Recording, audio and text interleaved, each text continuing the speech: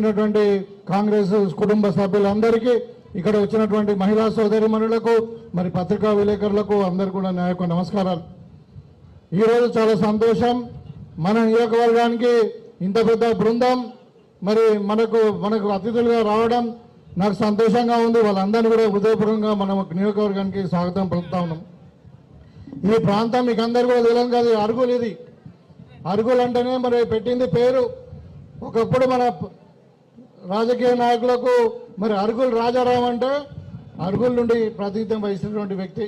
ఆయన మొదలు కాంగ్రెస్ పార్టీలో మరి మంత్రిగా పనిచేసి ఉన్నత స్థానంలో ఎదిగినటువంటి ఈ గ్రామంలో మనం జనహిత పాదయాత్ర మరి ఈ కార్యకర్తల సమావేశం నిర్వహించుకోవడం చాలా ఆనందంగా ఉంది.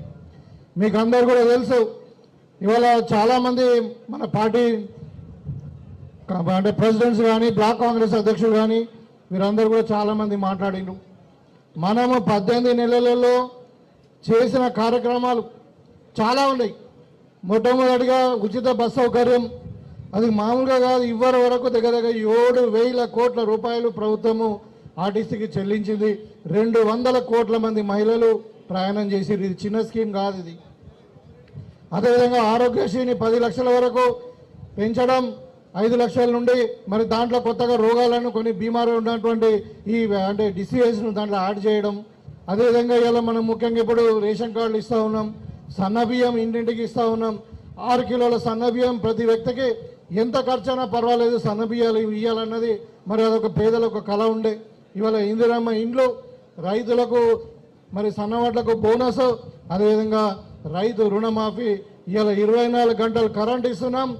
మరి మంచి నాణ్యమైన విద్యుత్తు, నాణ్యమైన విత్తనాలు, నాణ్యమైన ఎరువులు ఇచ్చి మరి మార్కెట్ గ్యారంటీ ఇవ్వడం వల్ల మన జిల్లాలే మొత్తం ఇలా రాష్ట్రంలో నంబర్ 1 రాష్ట్రంగా వరి ఉత్పత్తిలో తయారైంది. ఇవన్నీ మనం చెప్పుకోవాలా. చాలామంది అంటే మనము సరే 10లో ఒక 2 చేయలేవచ్చు, ఒక 10 వాగ్దానాల్లో మనం ఒక 2 చేయలేవచ్చు, కానీ చెయ్యని చెప్పుకోవడం కాదు, చేసినవి మొదలు చెప్పండి మీరు. ఇవాళ చాలామంది రుణమాఫీ కాలేదని మాట్లాడుతూ ఉన్నారు. రుణమాఫీ ఇవాళ 25 లక్షల మంది కుటుంబాలకు అయింది. ఇంకా ప్రభుత్వం కూడా దగ్గర 21 లక్ష కోట్ల రూపాయలు మరి వాళ్ళ 21,000 కోట్ల రూపాయలు ఇలా మరి రైతులకు రుణమాఫీ చేసినాం. ఇంకా కొన్ని ఉన్నాయి, కరెక్ట్గా 200, 2,500 ఇవ్వాలంటున్నారు. ఇంకా మన ఏది పెన్షన్ అంటూ ఉన్నారు.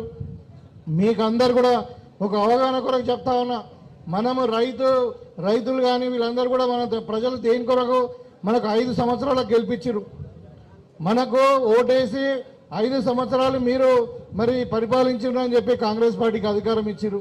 ఇవాళ ఓన్లీ 18 నెలలు మాత్రమే అయింది.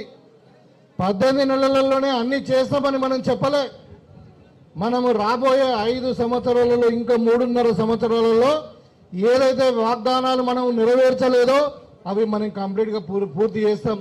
అప్పుడు కానీ మనం 5 సంవత్సరాల తర్వాత ఒకవేళ ప్రజలు మనకు సమాధానం చెప్తాం, ఎందుకు మనము మరి చెప్పిన వెనకనే ముందు కానీ ఇప్పుడు చేయలేకపోయినాం. ఒకవేళ చేయలేకపోతే దానికి సమాధానం ప్రజలకు చెప్తాం. కానీ ఈ ప్రతిపక్షాలకు, టీఆర్ఎస్లకు, బీఆర్ఎస్లకు మరి బీజేపీలకు చెప్పాల్సిన అవసరం మనకు లేదు. కాబట్టి ఏదైతే 1-2 జరగలేదో దాని గురించి మీరు వరి కాకండి. మీరు రేపటి నుండే ఊళ్ళల్లో వెళ్ళండి.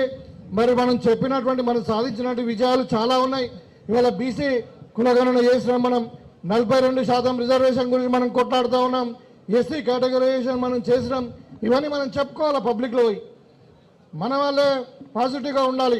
ఇప్పుడు ఒక స్టూడెంట్కు 90% మార్కులు వచ్చినాయంటే మంచిదేగా, అది అంటే చాలా ఎక్సలెంట్ అన్నట్టు. అది మామూలు కాదు, అది ఎక్సలెంట్ అన్నట్టు. ఇలా మన ప్రభుత్వానికి 90 మార్కులు వచ్చినాయి, మనం ఎంతకు 10 మార్కులు రాలేదు, 10 మార్కులు రాలేదు, 10 మార్కులు రాలేదు అని చెప్పకూడదు.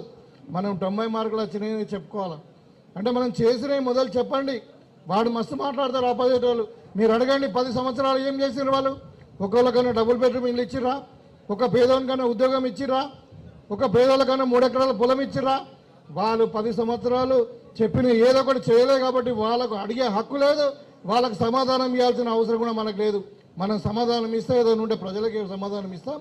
కాబట్టి ఇవాళ కాంగ్రెస్ పార్టీ చాలా మంచి పొజిషన్లో ఉంది, మంచి బలమైన నాయకత్వం ఉంది మనకు. ఇక్కడ రేవంత్ రెడ్డి గారు ప్రభుత్వంలో, మరి ఇక్కడ మహేష్ అన్న పార్టీలో మరి మనకు మరి డెడికేటెడ్ కాంగ్రెస్ వ్యక్తి, మరి అన్ని విధాలుగా మనకు అనుకూలంగా అందుబాటులో ఉన్నటువంటి పెద్దలు మీనాక్షి మేడం గారు, మళ్ళా ఇటు సుదర్శన్ రెడ్డి గారు, అటు ఇటు మన జీవనన్న గారు పార్లమెంట్ ఇన్ఛార్జ్, మరి శబిరల్ గారు, మన జిల్లాలో నాయకత్వానికి లోపం లేనే లేదు, చాలా బలంగా ఉన్నాం. నా దృష్టిలో 100% స్థానిక సంస్థలలో మనము మొత్తం కూడా స్వీప్ చేయబోతా ఉన్నాం. అది సర్పంచులు కావచ్చు, ఎంపీటీసీలు కావచ్చు, మండల ప్రెసిడెంట్లు కావచ్చు, జడ్పీటీసీ కావచ్చు, అదేవిధంగా జిల్లా పరిషత్ కావచ్చు, మున్సిపాలిటీ కావచ్చు, సింగిల్ విండో చైర్మన్ కావచ్చు. ఏ ఎలక్షన్ వచ్చినా నిజామాబాద్ జిల్లా, ఉమ్మడి జిల్లా, కామారెడ్డి కానీ నిజామాబాద్ కానీ మనం 100% స్వీప్ చేయబోతున్నాం. మనం ఏం అనుమానం లేదు, మనకేం తక్కువ లేదు, అన్నీ కూడా చేసినాం. చెప్పినా కూడా ఈరోజు చాలా మటుకు మనం చేసినాం. కాకపోతే కొన్ని సమస్యలు ఉన్నాయి, వాస్తవమే. ముఖ్యంగా మహేష్ అన్న ఇక్కడ ఎమ్మెల్సీగా ఉన్నాడు, మరి స్టేట్ ప్రెసిడెంట్, మా ఇన్ఛార్జ్ గారు, మరి పెద్దలు సుదర్శన్ రెడ్డి గారు, శబిరల్ గారు వీళ్ళందరూ కూడా గవర్నమెంట్ అడ్వైజర్స్గా ఉన్నారు. కాబట్టి మా ప్రాంతంలో ముఖ్యంగా 6 మండలాలలో డ్రై ఏరియా ఉంది. మనకు ప్రాణహిత, చేవెళ్ళ 21A ప్యాకేజ్ మనం ఎన్నికలలో ప్రామిస్ చేసినాం. ఆ రోజు రాజశేఖర రెడ్డి గారు ఉన్నప్పుడే, పెద్దలు సుదర్శన్ రెడ్డి గారు ఇరిగేషన్ మంత్రిగా ఉన్నప్పుడే అది 80 నుండి 90% కంప్లీట్ అయిందా ఉంది.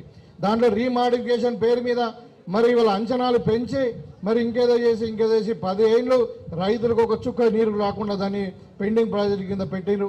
ఆ రోజు ఎలక్షన్ కంటే ముందు మరి పెద్దలు రేవంత్ రెడ్డి గారు కూడా ఆ ప్రాజెక్టును విజిట్ చేయడం జరిగింది. ఆ ప్రాజెక్టును మనం అధికారంలో వచ్చిన తర్వాత ఖచ్చితంగా మనం కంప్లీట్ చేస్తామని చెప్పడం జరిగింది. అది మళ్ళీ మీ వీళ్ళందరూ కూడా గుర్తుదలుచుకున్నా, ఎందుకంటే ఇది ఒకటే ప్రాజెక్టు 90% కంప్లీట్ అయింది.